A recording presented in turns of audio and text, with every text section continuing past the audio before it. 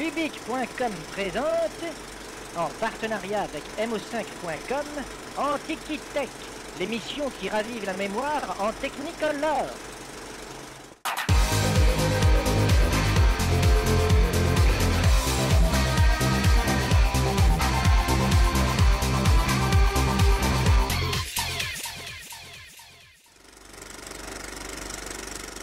Bonjour, nous sommes en 1985, Steve Jobs est mis à la porte d'Apple. Il rebondit en fondant Next Computer avec quelques anciens d'Apple et 7 millions de $. Le but, concevoir des ordinateurs pensés pour l'entreprise et l'enseignement supérieur. Ils seront tous équipés de NextStep, un système révolutionnaire pour l'époque qui posera même les bases de la version actuelle de macOS 10. À quoi ressemblaient les ordinateurs Next? À quoi servaient-ils? Est-il vrai que le premier serveur web au monde était un ordinateur Next? C'est ce que nous verrons aujourd'hui avec Jérôme Vernet d'mo5.com.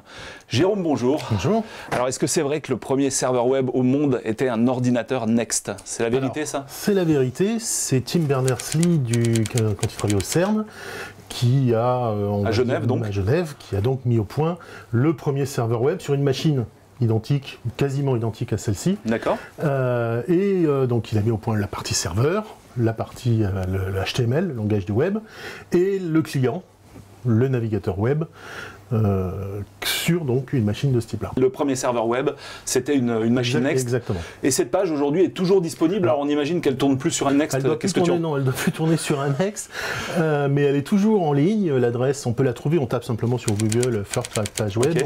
On va tomber dessus. On voit les premières. Alors il n'y a pas d'image, hein, c'est simplement une page texte, quoi. Du texte. C'est une page qui explique qu'est-ce que le web.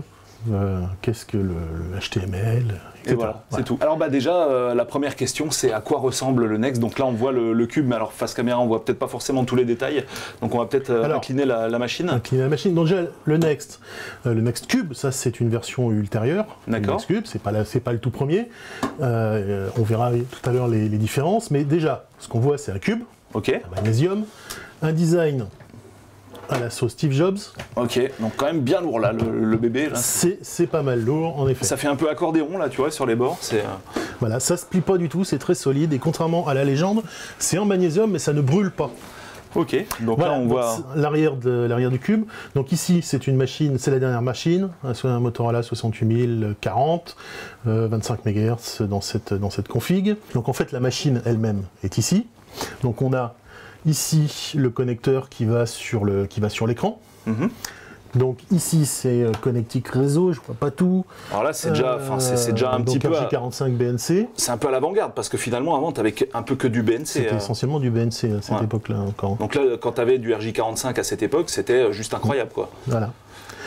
On a ensuite un port CSI, deux ports série.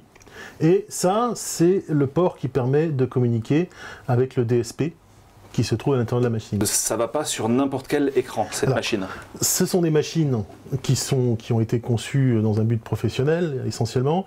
Elles n'ont pas le connecteur vidéo de l'époque. Alors donc elles ont un connecteur qui est ici. Voilà, on va le montrer là. Voilà, je vais faire un petit détail dessus. Qui est un connecteur qu'on appelle 13W3. Et alors ça, c'est un connecteur que tu vas retrouver, alors attends, voilà, je fais la mise au point, c'est bon.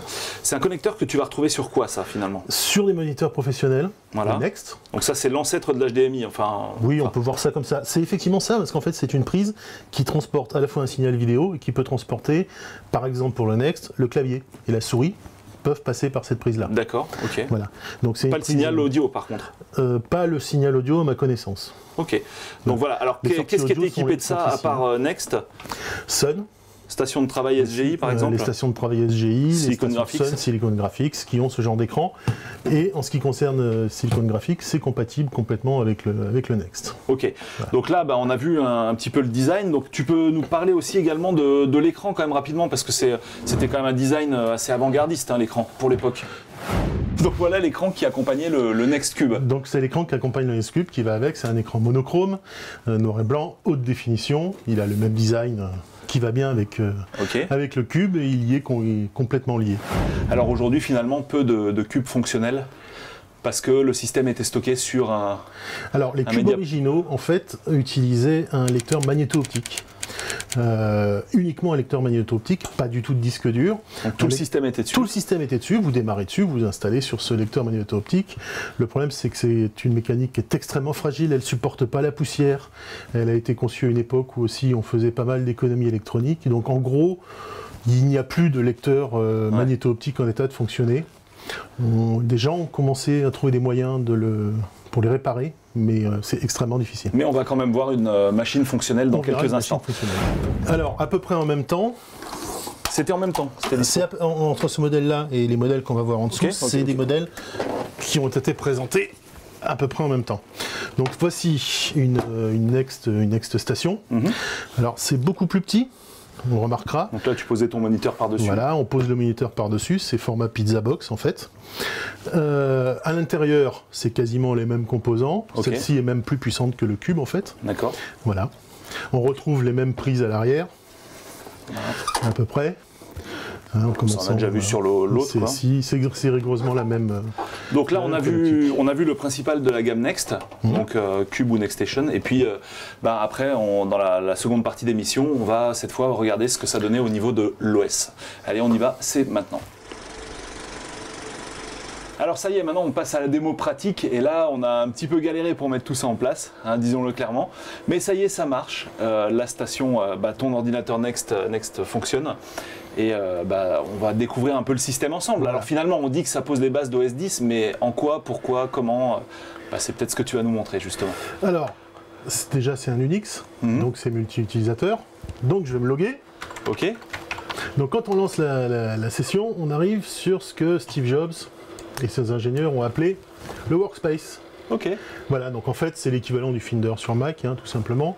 On retrouve les choses assez classiques que la présentation sous forme d'icône, avec la racine ici, la racine du disque, les petits sous-dossiers avec les applications, voilà, pas mal de petites choses. Les menus, alors les menus à l'annexe, Steve Jobs a dû se démarquer d'Apple avec les menus en haut. Les menus Next, on peut les promener où on veut. D'accord. Voilà, donc si on les préfère là, on les met là. Petite chose amusante, ils sont tous détachables. Ok. Voilà.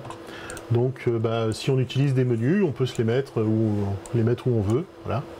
On peut les fermer. Et tout à l'heure tu me disais que c'était la première fois que tu pouvais déplacer une fenêtre complètement comme ça? Alors, en 88, quand Steve Jobs fait sa première conférence « Ceci est une révolution » avec le Cube, il fait une démo qui est simplement d'attraper une fenêtre et de la déplacer. Et là, le contenu suit. On n'avait jamais vu ça. Windows ne fait pas. Aucune des interfaces graphiques de l'époque ne fait ça. Donc c'est l'effet wow à la Steve Jobs. Voilà, une fenêtre. Aujourd'hui, ça paraît vraiment commun. Ouais, mais à l'époque. Pour l'époque, c'est tout simplement révolutionnaire. Et alors après, tu m'avais parlé d'un espèce de widget, c'est ça ou Alors pas vraiment un widget, mais on a ici une barre d'icônes. Ok, on va retrouver sur la partie qui s'appelle le dock. On est en 88. D'accord, donc quelque chose finalement qu'on voit encore de temps en temps aujourd'hui sur quelques machines. C'est toutes les icônes que l'on peut mettre. On peut enlever une icône. Hop, je l'enlève. Voilà. Je peux double-cliquer dessus pour le lancer. Donc là, par exemple, je vais lancer. C'est un Unix. Donc le terminal, voilà, avec les commandes Unix classiques. D'accord. Voilà. Alors, c'est une machine Unix, mais qui ne fait pas que du terminal. Il y a des applications dessus, des traitements de texte, des tableurs. Tu peux nous montrer un petit peu à quoi ça... Il y avait un tableur assez révolutionnaire d'ailleurs pour l'époque. Voilà, donc il s'appelle Lotus Improv, qui est un tableur en fait multidimensionnel. D'accord. Aujourd'hui, on appellera ça tableau croisé dynamique. Il marche avec un système assez amusant, on peut dire ça comme ça. Une espèce de... On tire les cellules et en fait on les pose. Voilà, j'ai tiré 10 cellules et hop, voilà, j'ajoute 10 cellules. Voilà. Donc là déjà, à cette époque-là, tu vas te retrouver avec des applications bureautiques qui ressemblent beaucoup à celles qu'on a aujourd'hui. Qui sont extrêmement puissantes pour l'époque. Comment tu configures le système? Il y a un panneau de configuration un peu tel qu'on le connaît aujourd'hui? Il y a un panneau de configuration mais qui est relativement light. Il y a plein de petits outils de configuration. Il y a plusieurs petits outils de configuration. Tout n'est pas regroupé en un. C'est pas regroupé dans un. On a dit, on a le premier que j'ouvre ici qui va gérer les grandes fonctionnalités de la machine. Donc par exemple déjà voilà, le son. Avec de belles petites icônes. Des icônes classiques. Les langues. Donc là, je peux changer, je peux la mettre en espagnol si je veux, mais je ne vais pas le faire. La date. Oui, donc tu as déjà voilà, ton panneau t'as déjà tes préférences système qui prennent forme quoi, voilà. à ce moment-là. C'est plus des préférences d'environnement que système. Il y a d'autres outils de configuration pour le réseau, pour les disques durs, qui ne sont pas regroupés. Voilà, ils sont là, NextAdmin. Dans cette version en tout cas de NextStep. Donc on a par exemple ici c'est tout ce qui est configuration des utilisateurs. Là on est dans une configuration monoposte, mais les Next étaient destinés à fonctionner en réseau. Sans réseau. Voilà, donc on pouvait s'installer sur une Next à la fac, taper son login et retrouver son environnement de travail. On fermait la session, on allait sur celle du voisin. Voilà, donc il y avait un système de gestion de réseau d'utilisateurs. Là, on est en utilisateur mono utilisateur sur cette station. Alors donc il y a un petit truc rigolo quand on a installé la machine, le clavier, tu peux pas le brancher directement sur la tour au format desktop, quoi. C'est pas possible. Il faut la brancher sur ce qu'on appelle une Soundbox. Ok, tu peux nous montrer ça? Voilà, la Soundbox. Alors en fait, la Soundbox, elle est reliée à la station. Elle-même reliée à l'écran, et le clavier se branche à travers la Soundbox sur la machine. Ok. Voilà. Allez, maintenant on passe au démontage pour voir quels étaient les composants qu'on trouvait à l'intérieur de ce NextCube. C'est parti. Voilà. Donc on l'ouvre. Ok. C'est conception modulaire, les cartes qu'on enquille, et on commence par la carte mère qui se trouve ici. Voilà, c'est vraiment prévu pour être démonté, dis-moi. Absolument, c'est démonté de manière la plus simple possible. Ok. Voilà, donc une carte mère avec le processeur, le 68040 à 25 MHz. Alors pas besoin de ventilateur, dissipation thermique est suffisante là. Voilà, un seul ventilateur dans la machine qu'on trouve ici. Ok. La mémoire, une barrette, ici les barrettes. Prend la forme finalement de ce qu'on connaît aujourd'hui, hein, sans problème. Voilà, des barrettes de mémoire. Le DSP, en fait, c'est un processeur de traitement de signal. Donc on lui faisait ingurgiter du signal analogique qui transformait en signal numérique et vice-versa. Donc pour faire de l'analyse scientifique, du son, faire des calculs aussi. Une jolie carte mère, bien conçue et bien dense. Alors on va la remettre dans son emplacement. Il y a une autre carte que tu peux retirer facilement comme ça.